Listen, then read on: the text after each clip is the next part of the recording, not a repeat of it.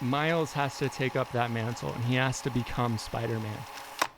Hey everyone, welcome back to Rupees Over Ramen, the show where we talk about animation, creativity, the creative process, and tons of other nerdy stuff. So it's been a while since we've had an episode, but wanted to get back into it. Today we're going to be talking about Into the Spider-Verse, the bad guys in Mitchell's versus the Machines, and basically the ideas that they imbued into animation that weren't there before. And something that I think is really crucial with this was adapting to a new audience, especially with Spider-Man. Spider-Man has been someone that has existed for so long, like years and years and years, through different age groups and like different people. People that grew up with Spider-Man are now growing up, and then they have little kids now growing up with Spider-Man. So they wanted to try something different to adapt to a new audience. And it kind of all started with the idea of making the animation look like a comic book panel with half-toning and line hatching and making sure that there was no motion blur. And with that idea of looking like a comic panel, they were able to accomplish something super amazing where you can pause the movie at any time and it looks beautiful. It looks like a comic panel. It just looks amazing, really. And they use this idea of 3D with hand-drawn elements. So they'd animate the characters in 3D and then hand-draw emotions, like things on the cheeks, on the eyes, things like dimples, stuff like that. And it was able to have this new look. And they're able to draw these 2D effects that Arcane has also used a little bit of that I just think look amazing. They're just beautiful. So along with that, with Into the Spider-Verse and adapting to the new audience, with this form of animation, they wanted to focus on the idea of emotion in the animation so that as they animate things, it's not like that old school Pixar 3D plasticky look. It's almost like it's hand-drawn where things snap, where things have that squash and stretch, where you have anticipation with movements. And with that, they were able to accomplish something super cool. You've probably heard about it, but with Miles and then Peter B. Parker, Miles was animated differently than Peter B. Parker for the part that they're swinging. And then their animation lines up. It's on the same count, basically. And with that, you're able to see Miles improving and literally see through the animation this character arc. That's just chef's kiss. That's great. So with doing this, though, you're like, okay, yeah, how are we supposed to make this look good? Because animation has been done with motion blur that kind of hides a lot of the things. There's a lot of things with atmospheric perspective and stuff like that. So one of the things was smear frames. So a smear frame is basically when you want to have something, a motion, like a hand waving, look really quick. So you would draw the hand and then you draw the hand basically smearing. And you don't see that because it's moving so fast. And then you draw the hand here. So it's just like this super quick motion. And with that smear frame, you can pause it and see those smear frames, and it's pretty cool. And then another thing is multiples. Multiples are really weird when you pause and then you see it because it's literally like multiple arms also accomplishing the same type of thing. So you can basically mimic that idea of speed, and it worked really well. And then also with speed lines, which you've seen in anime where someone's like, ah, and you see the lines behind them and it's just like, oh snap, this is gonna be crazy. And that's what they did with Into the Spider-Verse. They also did that with the bad guys and Mitchell's versus the Machines. So along with that, going on to the Mitchell's versus the Machines, talking about that a little bit, there's some articles about this, and one of the things that they wanted to focus on was this idea of handmade versus computer made.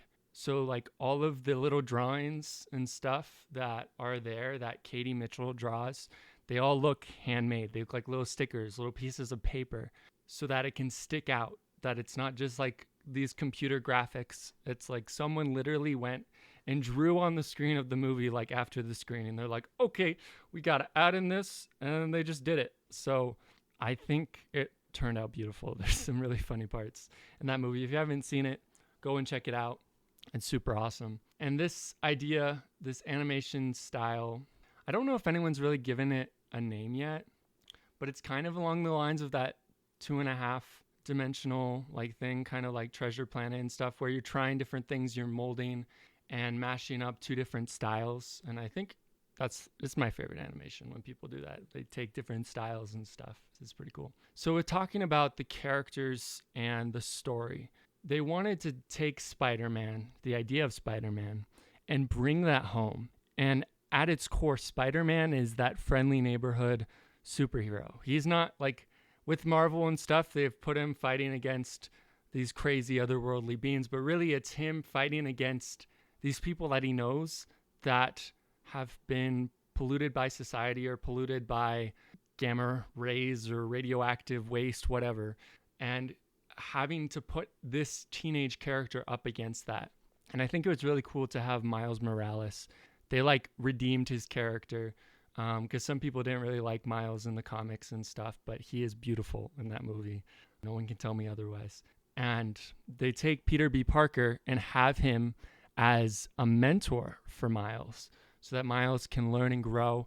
And you can see Spider-Man kind of like the mantle passing because the Spider-Man of Miles' world dies. Sorry, spoiler alert. So he dies and Miles has to take up that mantle and he has to become Spider-Man. Even though it's this scary thing for him and he kind of has this responsibility thrust upon him. And I think it's really cool how they kind of had that counterpart to Uncle Ben. I think that's really cool with Spider-Man. Even like Tom Holland Spider-Man and Andrew Garfield, how they've had different figures. For Andrew Garfield, it was his father. For Tom Holland, it was Iron Man. You don't really hear anything about his father or his uncle if he had an uncle. So it takes these different ideas and puts it in a different way so everyone can look at it. And like as the movie ends, you can wear the mask. Anyone can wear the mask. Anyone can take upon that mantle. Anyone can make a difference. And I think that's a huge message that is sent forth and that is beautiful and amazing. So with that also with bringing Spider-Man home, I think it's funny how all the Tom Holland Spider-Mans all have the word home. I didn't mean that joke. But Spider-Man came from comics and that's where he started. He was later in animated shows and live action shows, but he came from comics. So bringing it back to that comic style of even having these moments where it kind of flashes and it's literally like comic, that style of like that halftone dot and stuff. It's beautiful. And with this idea, they built around the character of Miles Morales. And that's something that we're going to be focusing on today is building around your main character. Because when you build around your main character and build the world around them, not like everything revolves around them, but you take them in their experience and it changes how the world looks. It changes how you perceive the world as an audience member. The bad guys did this super well, and so did Mitchell's versus the Machines. So with the bad guys, you have Mr. Wolf and then all of his other animal buddies. And it's pretty obvious that it was based off, like at least inspired by Lupin the Third, which was by Hayao Miyazaki before he started working for Studio Ghibli. And it's so beautiful how they did it that they were able to, again, adapt to a new audience. Lupin is an old thing. They've kind of tried to reboot it, but it didn't do like amazingly well. And then doing this, being like, okay, this is our audience. People like this.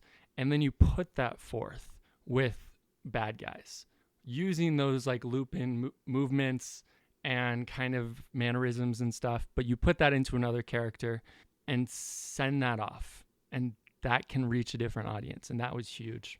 And then with Mitchell's versus the Machines, which is an awesome movie, it's pretty cool because the design and stuff, like the logo, I had a professor in college that worked on that logo. I think that was a really cool thing. That style, that like sketchy kind of hand-drawn, just scribbled all over the place, kind of stickers, paper craft, handmade, that style is throughout the show. Like they could have had just a 3D animation of these people going around saving the world and it could have been good. Like they've done that so many times with different things.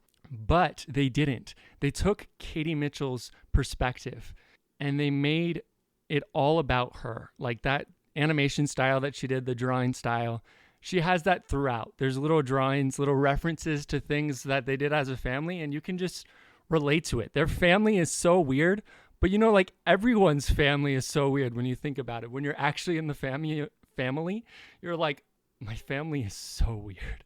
And it's just beautiful. I love how they were able to do that. And then with the music and sound design for all three of those movies, it was just like amazing. It was awesome because like with Into the Spider-Verse, it's just beautiful. And the other ones as well. Something I really like with Into the Spider-Verse with the style is they went above and beyond. Like other things, Arcane and stuff that followed after, they kind of just did that same type of thing. They added some new things too.